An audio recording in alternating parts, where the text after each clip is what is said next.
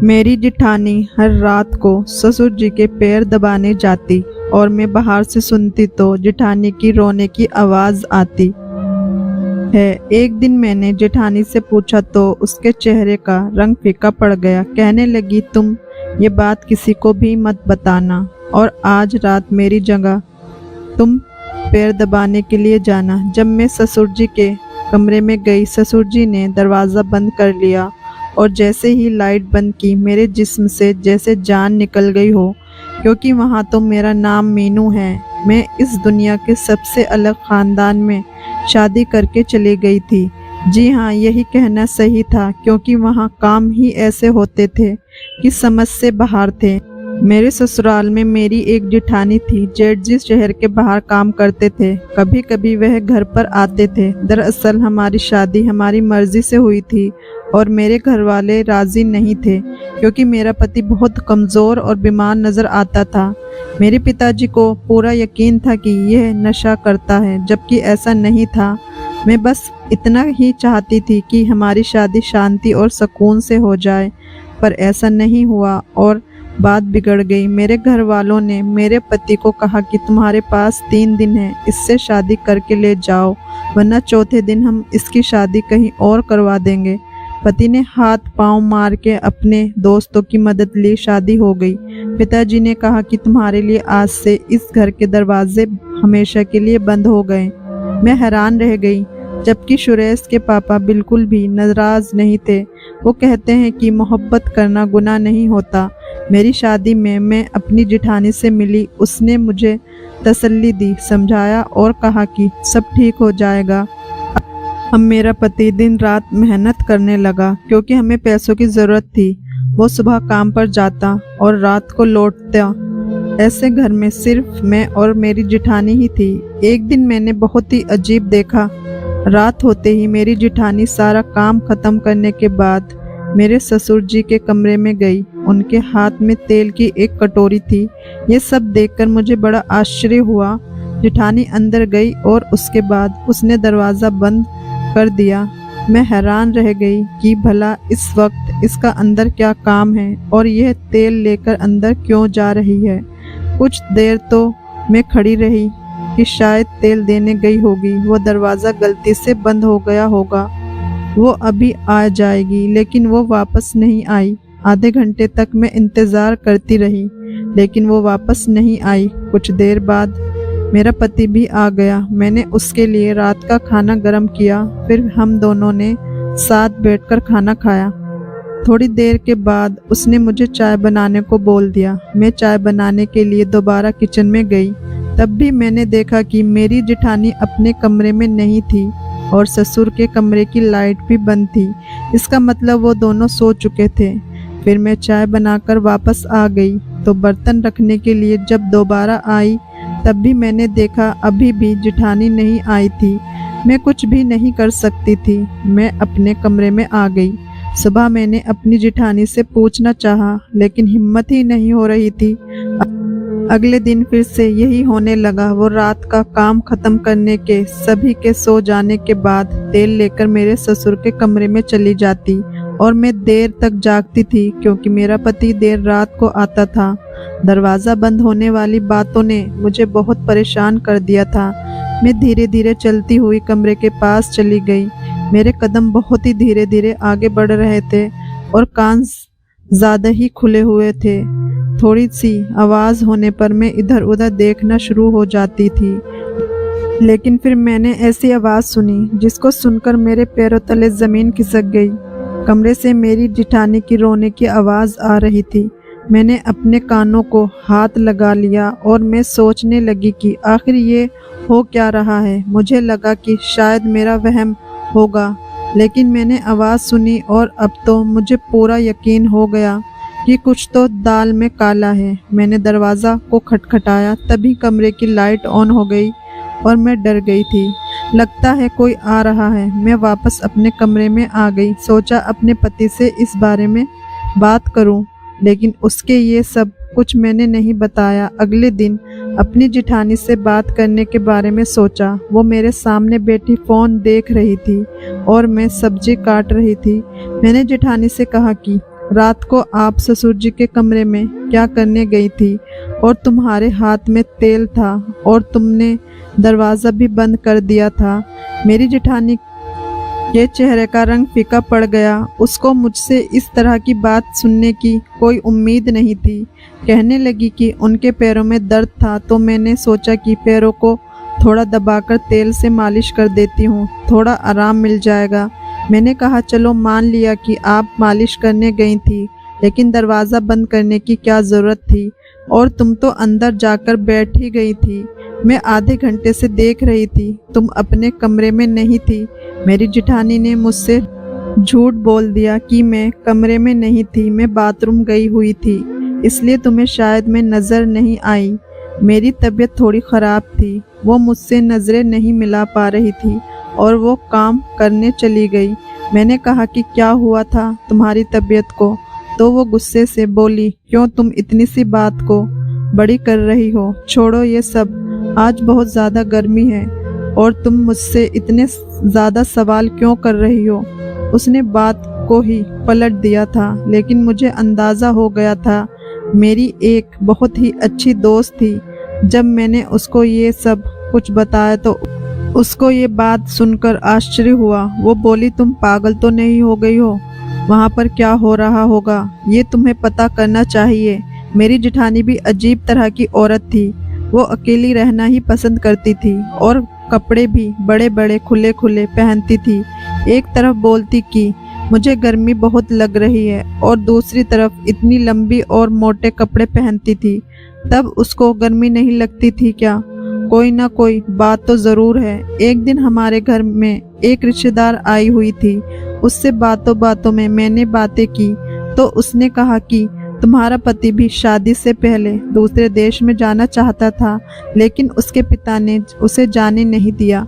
मैंने कहा कि मेरा पति बाहर नहीं जाए तो ही अच्छा है, मैं उससे बहुत प्यार करती हूँ। उन्होंने कहा कि हाँ, तुम्हारी जेठानी का भी पति बाहर होता है, बेचारी कितनी उदास होती है, मन ही कहाँ लगता होगा। मैंने सोचा उदास तो नहीं होती है, बिल्कुल नॉर्मल रहती है, तैयार भी होती है, कपड़े भी नए नए पहनती है।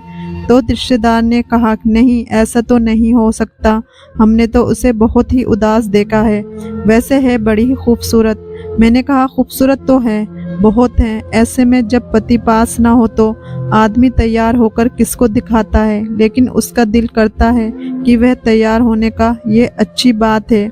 इंसान को अपने लिए भी तैयार होना चाहिए, अपने लिए भी जीना चाहिए। सिर्फ पति के लिए औरत क्यों तैयार हो, वह अपने लिए भी तो तैयार हो सकती है, ताकि अपने आप को खूबसूरत देखकर उसको खुशी मिले।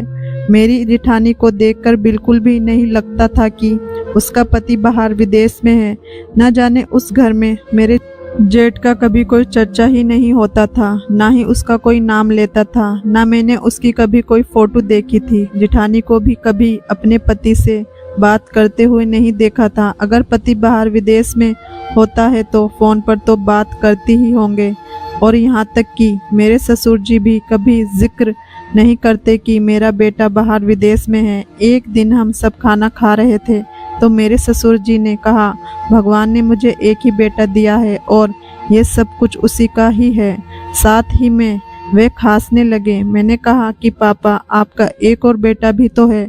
कहने लगे हाँ, एक और बेटा भी है, गलती हो गई मुझसे। बाप थोड़ी कभी अपनी औलाद को भूल सकता है, मैं तो मजाक कर रहा था। हम सब हैरान हुए कि वह ये कैसे भूल गए। मेरे पति ने भी अपनी अजीब सी शक्ल बना ली और जेठानी इधर उधर देखने लगी। ऐसे लगा कि ये तीनों ही मुझसे कुछ ना कुछ ज़रूर छुपा रहे हैं, लेकिन मेरी जेठानी की वही आदत थी। मैंने फिर उससे सवाल किया तो कहने लगी कि ससुर के पैर में दर्द होता है, जब तक उनके पैरों को नहीं दबाती उनको नींद नहीं आती। लेकिन मैं ये सोच रही थी कि जब वो सो जाते हैं फिर ये अपने कमरे में वापस क्यों नहीं आती, ससुर जी के कमरे में ही क्यों रहती है? क्या पूरी रात ही पैर दबाती रहती है? ये रोज़ ससुर के कमरे में फिर वहीं पर सो भी जाती है, इसका वहाँ क्या काम है? और वो आवाज़ें, उसके बारे में तो सोचकर मेरा दिमाग ही घूम जाता था, जो मैं सोचना भी नहीं चाहती थी, जो इस घर में हो रहा था। एक दिन तो अचानक ऐसा हुआ कि मैं शंभित रह गई। मैंने अपनी जिठानी को कपड़े बदलते हुए देख लिया था। वह मुझे देखकर एकदम चौंक गई, लेकिन उससे ज्यादा तो मैं सदमे में थी। मैंने कहा कि आप तो माँ बनने वाली हैं और आपने मुझे बताया भी नहीं। इतनी बड़ी बात। तो उसकी जबान मानो उसका साथ नहीं दे रही थी। पहले तो वह बहुत घबरा गई, फिर खुद को संभाल कर बोली, हमारे खानदान में ये सब बताया नहीं जाता। जब तक बच्चा 7 महीने का नहीं हो जाता तब तक किसी को भी ये बात नहीं बताई जाती है। कहते हैं कि बताने से नज़र लग जाती है, इसलिए मैंने किसी को भी ये बात नहीं बताई कि मैं माँ बनने वाली हूँ। मैंने कहा कि मेरे पति ने भी मुझे ये नहीं बताया, कभी ससुर जी ने भी इसका जिक्र नहीं किया। क्या उन लोगों को भी नहीं पता? मेरी जिठानी को कुछ समझ में नहीं आ रहा था कि वह क्या जवाब दे। उसने कहा, शायद भूल गए होंगे। मैंने सोचा कोई इतनी बड़ी बात कैसे भूल सकता है, और मुझे भी नहीं पता चला क्योंकि मेरी जिठानी बहुत ही खुले कपड़े पहनती थी। पर अब उसको देखकर लग रहा था कि जैसे 8वां महीना चल रहा हो। इसका मतलब था कि 8 महीने पहले मेरे जेठ जी आए थे, लेकिन फिर भी कोई इस घर में उनका नाम तक नहीं लेता है। क्या उनकी कोई दुश्मनी थी या ये उनको पसंद नहीं थे? इस घर में रहते हुए मुझे अभी 1 महीना ही हुआ था, वो भी उनके लिए कुछ नहीं भेजता था, ना कोई पर्सनल ना कोई फ़ोन। फिर मैंने सोचा कि एक तो मेरी जिठानी की ये हालत है, ऊपर से मेरे ससुर जी फिर भी उसको अपने पैर दबाने के लिए बुला लेते हैं, अपने पैरों पर मालिश करवाते हैं, वो भी हर रोज़। उनको इतना तो सोचना चाहिए कि ये पेट से है, इसको आराम की ज़रूरत है। एक दिन हम सब खाना खा रहे थे तो मैंने अपनी जिठानी को कहा कि मैंने आपके लिए चाट बनाई है, ऐसी हालत में तो आपका चाट खाने का तो मन करता ही होगा। ये बात सुनकर जिठानी के गले में खाना अटक गया और ससुर जी ने भी उसको बड़ी हैरानी से देखा। वह सबके सामने कहने लगी कि तुम्हें क्या हो गया है? तुम्हें किसने कह दिया कि मैं पेट से हूँ, जबकि मेरा पति ही मुझसे मिलने के लिए नहीं आया है? तो मेरे कदमों तले ज़मीन खिसक गई कि कैसे मेरी जिठानी ने तुरंत ही झूठ बोल दिया था, जबकि मुझे अच्छी तरह से पता था कि वो पेट से है। और अगर उसका पति नहीं आया तो फिर यह बच्चा किसका था? मेरे ससुर जी ने भी कहा कि वो तुमसे मजाक कर रही थी और तुमने सच मान लिया। बेटी, अभी ऐसी कोई खुशखबरी नहीं है। इस खुशखबरी के लिए हम तो तुम लोगों की तरफ ही देखते हैं। जल्दी से कोई खुशखबरी सुना दो, हमारे इस घर में भी चहल पहल हो जाएगी। मेरे ससुर जी ने अचानक ही मेरी जिठानी को कहा कि तुम्हें तुम्हारी मम्मी के घर छोड़कर आना था, आओ मैं तुम्हें छोड़कर आता हूँ। मैं तो भूल ही गया था और तुमने भी याद नहीं दिलवाती हो।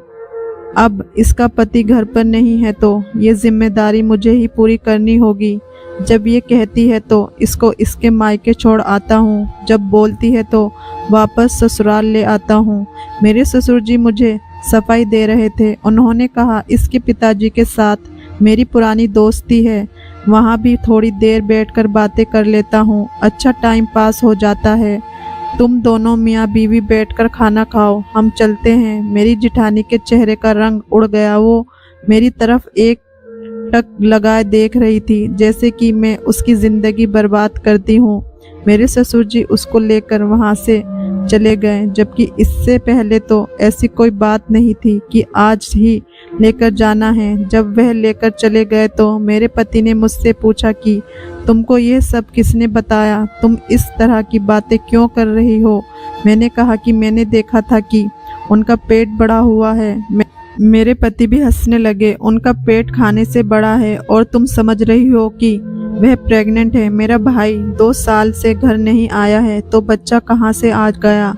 मैंने अपने पति को कुछ भी नहीं कहा और ना ही कोई बहस की, पर बात साफ थी और मैंने अपनी आंखों से भी देखा था कि मेरी जिठानी पेट से भी थी और उसका 6वां महीना चल रहा था। लेकिन वो ये बात क्यों छुपा रही थी? और अगर छुपा रही थी तो कब तक छुपाती?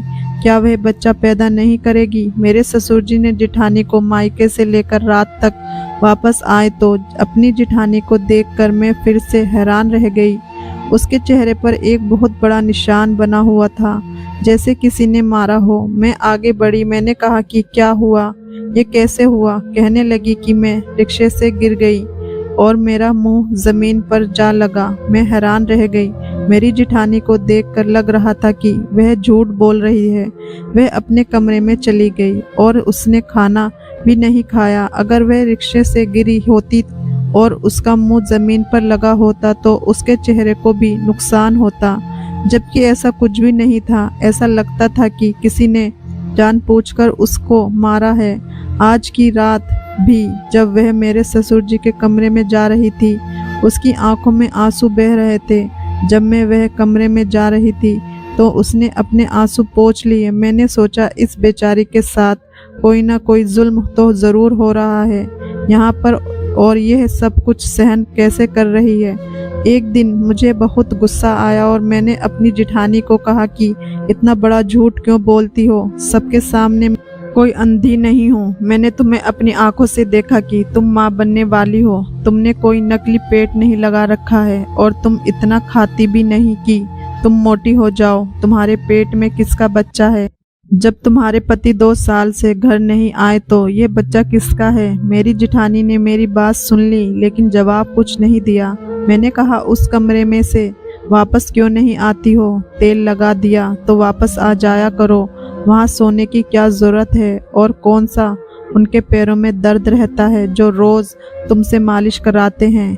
कौन सा काम करते हैं? अगर तुम दोनों मिलकर कोई चक्कर चला रहे हो, मुझसे छुपा रहे हो और अगर मुझे पता चला तो मैं सारे मोहल्ले में तुम दोनों को बदनाम कर दूंगी। छोड़ूंगी नहीं तुम लोगों को। मुझे पता है एक औरत आदमी के बगैर नहीं रह सकती। तुम्हारा पति 2 साल से घर नहीं आया, लेकिन इसका मतलब ये नहीं कि तुम उसकी इज्जत का सौदा कर दो। और इस बच्चे का क्या कसूर? ये इस दुनिया में आएगा तो किसको अपना बाप कहेगा? तुम इसको इस दुनिया में लेकर नहीं आना चाहती? कब तक छुपाओगी? क्यों अपनी जिंदगी बर्बाद कर रही हो? मेरी जिठानी को भी गुस्सा आ गया। उसने कहा ठीक है, तुम्हें यही लगता है कि मैं अपने ससुर के कमरे में जाती हूँ और मेरा बच्चा भी मेरे पति का नहीं है, तो आज मेरी जगह तुम मेरे ससुर के कमरे में जाओ, उनको तेल से मालिश करना और फिर देख लेना कि वहाँ पर क्या होता है। मैंने कहा ठीक है, मैं चली जाऊंगी, देखती हूँ क्या होता है। उसने कहा कि ससुर ने पहले ही कमरे की लाइट ऑफ की होती है और तुम्हें वहाँ इतना ही कहेंगी कि तेल लगा दो, तुम आराम से लगा देना, उसमें कोई मसला नहीं। मैंने कहा ठीक है, मैं भी जाऊंगी और देखूंगी अंदर होता क्या है। मुझे पता था कि औरत की गलती नहीं होती, औरत जीत कर भी हार जाती है, लेकिन फिर भी यहाँ पर मुझे गलती जिठानी की ही लग रही थी। अगर कुछ गलत हो रहा था तो वे फिर किसी को बोलती क्यों नहीं थी? अगर मेरे ससुर जी उससे जबरदस्ती कर रहे थे तो फिर वह यह बर्दाश्त क्यों कर रही थी? और वह अपने पति से क्यों बात नहीं करना चाहती? ना ही मेरे पति को बताती है, किसी को कुछ नहीं बताती। कम से कम मुझे तो बता देती, मैं उसकी मदद कर देती। जिस किस्म की आवाज़ मैंने सुनी थी, मुझे अपनी जिठानी पर भी शक हो रहा था। मेरा पति तो वैसे ही देर से आता था, मेरे ससुर 10 बजे ही सो जाते थे, इसलिए मेरी जिठानी ने मुझे कहा कि जाओ आज तुम चली जाओ। मैंने देखा कमरे की लाइट पहले से ही बंद थी। मैंने हाथ में तेल की कटोरी ली और अंदर चली गई। मेरी जिठानी ने कहा कि अंदर जाते ही दरवाज़ा बंद कर लेना और कोई बात पूछे तो आगे सिर्फ हाँ हूँ ही करना। मुझे डरने की कभी क्या ज़रूरत थी? ये मेरे ससुर थे, अगर पता चल भी जाता तो मैं फ़ौरन बाहर आ जाती। मेरी जिठानी बाहर ही खड़ी हो रही, लेकिन जब मैं अंदर गई तो मेरे ससुर ने अंदर जाते ही ऐसी बात कही कि मैंने अपने कानों को हाथ लगा लिया। कहने लगे मेरी जान, आज इतनी देर क्यों लगा दी? मैं पूरी तरह हैरान रह गई। मेरे पास बैठो, खड़ी क्यों हो? क्या हो गया? नाराज़ हो गई मुझसे? वो ऐसे बोल रहे थे जैसे कोई अपनी पत्नी से बात कर रहा हो। मुझे तो वहाँ 2 मिनट ही हुए थे कि मैं वहाँ से तुरंत बाहर आ गई और अपनी जिठानी को हैरानी से देखा। फिर वो मुझे अपने कमरे में ले गई और उसने मुझे एक तस्वीर दिखाई जिसमें वो ससुर जी के साथ दुल्हन बनी बैठी थी। उसने कहा ये मेरे ससुर नहीं, मेरे पति हैं और मेरी शादी हुई है। तुमने जो आवाज़ सुनी वो इस वजह से थी। इसी हालत में मैं पैर दबाकर बुरी तरह से थक जाती थी, इसलिए मेरे मुंह से ऐसी आवाज़ आने लग जाती थी। ये आपके ससुर जी अच्छे इंसान नहीं हैं, मुझ पर जुल्म करते हैं। मुझे अपना गुलाम समझते हैं क्योंकि मेरे आगे पीछे कोई नहीं है, लेकिन ये मेरे ही पति हैं और ये बच्चा भी इन्हीं का है। उसने कहा था कि जब बच्चे के दिन आ जाएंगे तो वह मुझे गांव भेज देगा और फिर कुछ ना कुछ करके कह देगा कि ये बच्चा गोद लिया हुआ है। तुम्हारे पति ने मिलकर ये प्लान बनाया था कि तुम्हें ये बात पता ना चले, नहीं तो बदनामी होगी हमारे ख़ानदान में। ये बात किसी को भी नहीं पता। जो औरत इस घर में आई थी वह तो मेरी पति की बहन थी, इसलिए वह भी हमारे साथ मिली हुई थी। जब तुमने सबके सामने कहा कि आप पेट से हो तो मेरे पति ने मुझ पर बहुत गुस्सा किया और मुझ पर हाथ भी उठाया। तभी मेरे चेहरे पर घाव था। सारे रास्ते उसने मुझे बातें सुनाई। ये ख़ानदान बहुत ही अजीब है, यहाँ पर बहुत सारे राज दबे हैं, जिसमें से मैं भी एक राज हूँ। तुम्हारे पति ने तुम्हें शायद ये बात इसलिए नहीं बताई कि तुम अलग से ना सोचो, तुम्हें बुरा ना लगे, लेकिन अब तुम अपने पति को बता देना कि तुम्हें सब कुछ पता है और खामोश रहना। मेरे पति खुद ही तुम लोगों को ये सब बातें बता देंगे जब तुम्हें यहाँ पर कुछ महीने हो जाएंगे, लेकिन तब तक तुम मेरी जासूसी करना, मेरे मसले में बोलना बंद कर दो। इसलिए आज मैंने तुम्हें अपनी जगह कमरे में भेजा था कि तुम्हें विश्वास हो जाए। मैंने अपनी जेठानी से माफ़ी मांगी और उससे वादा किया कि आगे से ऐसी कोई बात नहीं करूँगी, क्योंकि मेरी वजह से आपकी ज़िंदगी भी बर्बाद हो सकती है। उसके बाद मैं अपने पति को यह बात बताई, वह भी शर्मिंदा हो गया। उसने कहा, जब तुम यहाँ पर आई थी मैं नहीं चाहता था कि तुम ये सोचो कि मैं कैसे लोगों के घर में आ गई हूँ। मेरे पिता ने इस लड़की से शादी की है, इसलिए तो हमारी शादी के खिलाफ नहीं थे और उनको उनके हालात पर छोड़ दो, मेरे साथ अपनी ज़िंदगी की शुरुआत करो। मैंने ऐसा ही किया। ससुर के यहाँ बेटी पैदा हुई तो फिर उसके अंदर भी थोड़ी सी शर्म आ गई, क्योंकि पहले उनकी बेटी नहीं थी। अब वो अच्छी तरीके से रहते हैं और अपनी पत्नी का ख्याल भी रखते हैं। हम लोग इस तरह ज़िंदगी गुजार रहे हैं। वो लोग अपनी ज़िंदगी में खुश रहते हैं, हम लोग अपनी ज़िंदगी में। मेरे पति बहुत अच्छे इंसान हैं, मुझे बहुत प्यार करते हैं, मेरे लिए मेहनत भी करते हैं।